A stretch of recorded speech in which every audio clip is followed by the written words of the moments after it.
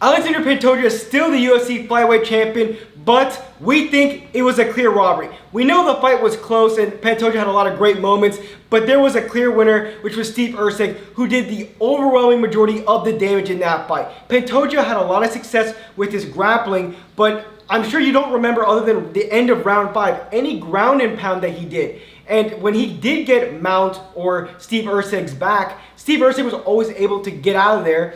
And Pantoja came out very strong in round 1, but I thought it was clear. Steve Erceg 2-3-4. Yeah, it's crazy how it seems like the judges always go back to the old scoring system and they score effective grappling way too high when damage is the priority. And Steve Erceg did a ton of damage to Alexandre Pantoja, especially in that third round, which I thought that Steve Erceg was actually losing. But second round, we'll go into the second round. Second round, people might score that one for Alexandre Pantoja because he did have a decent amount of control time, but Steve Erceg was landing far more effective combos. Yeah, Pantoja never hurt Erceg at any point of the fight. Round 2 was close and round 3 were close. Yeah. But Erceg in round 2 had several great moments, specifically with the check hook in round 2. And in round 3, he landed an incredible elbow that made Pantoja bleed a ton. And that's a lot of damage. That right there wins a round, almost like a knockdown, especially in a fight like this where Pantoja was doing very little damage. But in terms of the fight overall, Erceg's team had a great game plan. Pantoja's very good at blitzing people, so he just runs at people because he normally has the power advantage over the flyweights and he also has a superior chin. So what Erceg's team did was a check hook, which helped a lot, and sometimes when Pantoja would come in, he would hold his ground and throw an elbow. And if you think about Erceg's best punches, apart from the jab, the ones that did the true damage, it was the elbow and the hook. Yeah, Steve Erceg's team's game plan was incredible because that blitz from Alexandre Pantoja gives so many fighters so many problems because he usually comes in, blitzes, just throws a ton of punches, and he has a crazy chin. I feel like Pantoja took way more damage than we thought because he just eats these shots for breakfast, but he goes in, blitzes, and then grapples the person afterwards. Steve Erceg actually did a very good job keeping Pantoja off of him. He did get taken down a few times, but in my opinion, I think he actually did a very good job with the grappling.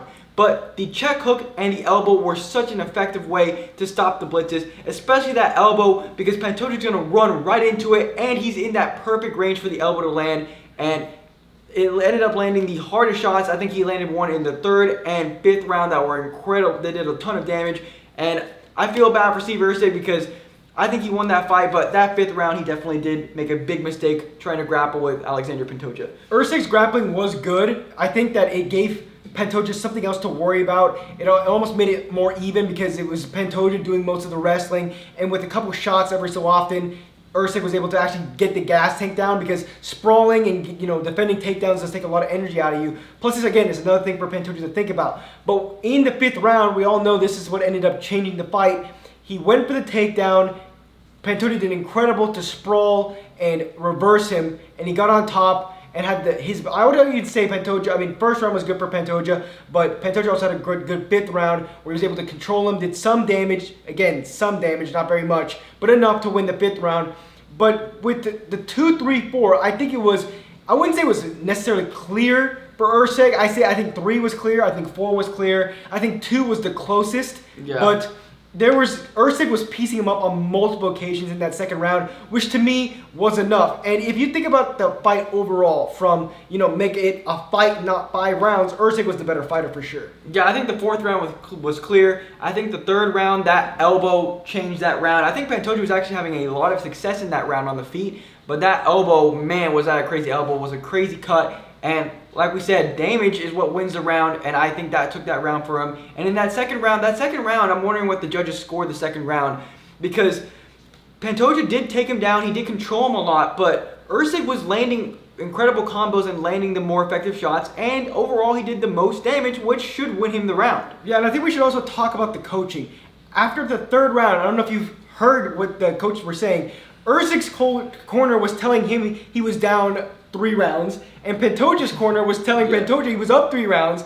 And I looked at my brother like, are they actually telling him this? When I thought it was 2-1 at the time, if you go look at Twitter, most people also thought it was 2-1 at the time, which was insane. And Pantoja gassed out very quickly. After 2 rounds, Pantoja almost coasted until the 5th round where a mistake allowed him to gain control of the fight. but Pantoja's gas tank was very suspect there, and it just seemed that when he couldn't overpower someone with his striking, it just wasn't there for him, and that's why Erceg beat him on the feet. Yeah, Pantoja definitely looked like he got really tired, and like you said, maybe he decided to coast those last 2 rounds. I'm surprised that Erceg's coaches said he was down 3-0. I thought he was up 2 rounds. My brother thought he was up 2 rounds.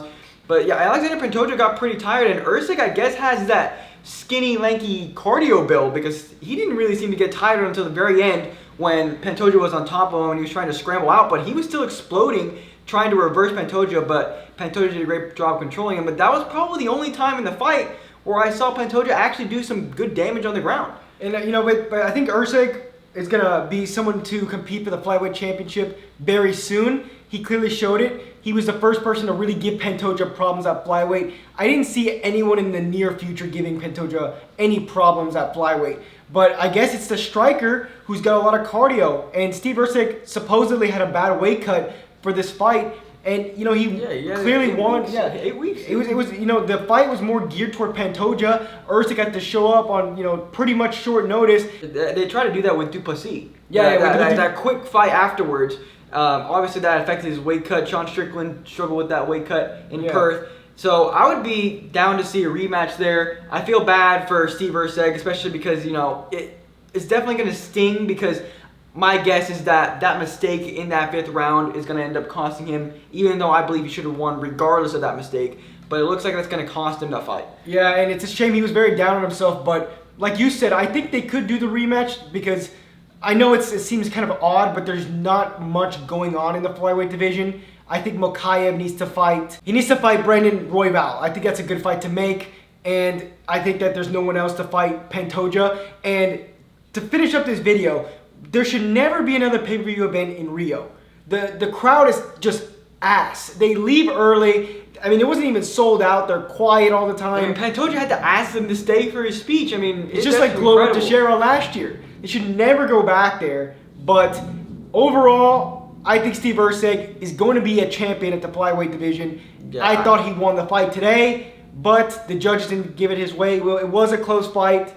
I would say it's a robbery, but not an insane robbery. Let us know what you guys think. I definitely think Steve Erceg should be proud of himself. And we're actually still undefeated in terms of picks. Oh, yeah. We're probably a little bit disappointing way. It was a lucky one. We were pretty lucky. We both thought Steve Erceg won, but hey, we're still undefeated.